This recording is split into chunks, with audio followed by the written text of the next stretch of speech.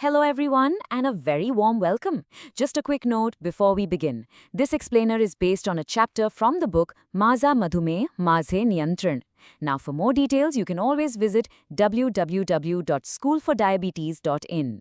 So today we're going to take a journey, a trip deep inside the human body to really understand the complications of uncontrolled diabetes. And you'll see it's about so much more than just blood sugar. It's about how this one condition can impact absolutely everything, from your biggest arteries right down to your tiniest nerves. So here's our game plan. We'll start at the very beginning with what I call the fuel overload. Then we'll see how that attacks our body's highway system, which leads to long-term organ damage. We'll also touch on those sudden crises, the very personal impact on sexual health, and then we'll wrap up with the most important part, a clear plan for you to take back control. Okay, let's dive right in. You see, at its very core, diabetes is a problem of energy management. Our body is designed to use glucose for fuel, right? But what happens when there's way too much of it? The body has to stash it away. And that's where our story and the problems really begin. Now, a really simple way to get a handle on this is something called the Body Mass Index, or BMI. It's just a straightforward calculation that gives us a snapshot, a clue as to whether our weight is in a healthy range. And our weight is directly tied to how our body stores all that excess fuel as fat. And this is where it gets real. This slide shows us those critical tipping points. You see, when our BMI starts to creep into the overweight and obesity zones, that's a huge signal that the body's entire fuel storage system is overloaded. It's the first domino to fall, setting the stage for everything else we're about to talk about. All right, so you've got all this extra sugar floating around. The big question is, how does it actually do the damage? Well, it hitches a ride on our circulatory system. Think of it as our body's superhighway, and it starts causing trouble at every single stop along the way. I love this analogy. It's such a powerful way to picture what's happening. Just imagine you're heating milk in a pan, and you keep doing it day after day. What happens? You get that sticky, burnt layer on the bottom, right? It's the same idea inside our bodies. That fuel overload of sugar and cholesterol makes the blood thick and sticky, and it starts to coat the smooth inner lining of our arteries, making them hard and stiff. The medical term for this is arteriosclerosis. Now, what happens when you throw high blood pressure into the mix? Well, it's like cranking up the pressure in that already damaged highway system. The force of the blood pounding against those hardened walls just speeds up the damage like you wouldn't believe. That's exactly why we call them the deadly duo. And this slide, wow, it just lays it out so clearly. Diabetes attacks on two different fronts. The large vessels, your major freeways, they get stiff and clogged up, leading to things like heart attacks and strokes. And at the same time, the tiny vessels, the little side streets, they become weak, fragile, and leaky, causing massive damage to our eyes, kidneys, and nerves. Okay, so we've seen how the highways get damaged. Let's follow that path and see what happens to the destinations, our vital organs. Because once those supply lines are compromised, it's really like a devastating domino effect.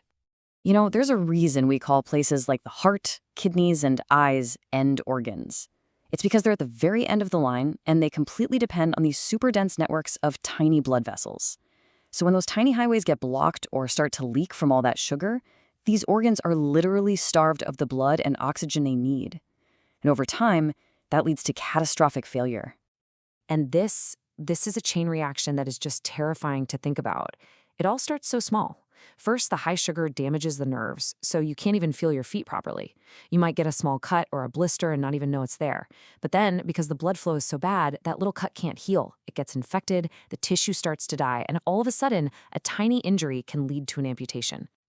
So, we've talked about the slow burn, the long-term damage. But that's not the whole story. There are also these sudden, life-threatening crises that can pop up.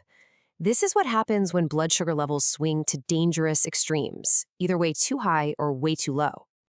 Here you can see the two big emergencies right next to each other. On one hand, you have hypoglycemia. That's when your blood sugar drops too low. It's a full-blown fuel crisis for your brain. On the other hand, hyperglycemia, dangerously high sugar, can cause severe dehydration. Both are absolute medical emergencies, and they're usually triggered by an imbalance of medicine, food, or exercise. Okay, everyone, I really want you to focus on this number, 50. 50 milligrams per deciliter. Once your blood sugar drops below this level, your brain is literally being starved of the energy it needs to function. It starts shutting down, you get confused, and eventually you can fall into a coma. This is an absolute emergency threshold.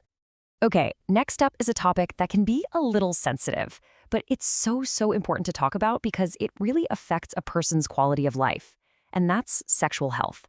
You see, the exact same damage to the nerves and blood vessels we've been talking about has very direct consequences here for both men and women. For men, what happens is really a two-part problem, and it's a direct hit from that long-term fuel overload. First, the nerve signals coming from the brain get weaker because of the neuropathy. And second, those arteries that are supposed to deliver blood are all hardened and narrowed, so you've got a weak signal and a blocked highway, and that combination makes it incredibly difficult to get or maintain an erection. And it's not just men. The same underlying problems affect women too, just in different ways. It all comes back to the same root causes. That nerve damage can reduce sensation, and the poor blood flow can lead to issues like dryness. It's the same attack on the body's communication and delivery systems, manifesting in different but equally significant ways. All right, I know that was a lot, and some of it can sound pretty scary.